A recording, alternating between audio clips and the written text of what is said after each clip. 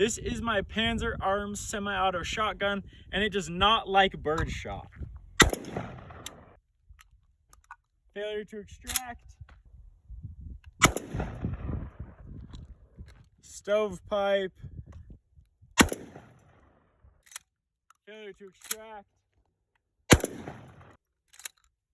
to extract. But it's not just unreliable. Hotter loads like this buckshot actually cycle just fine.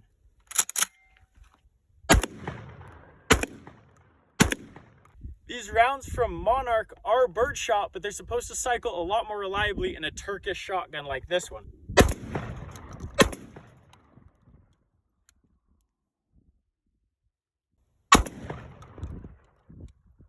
Oh no!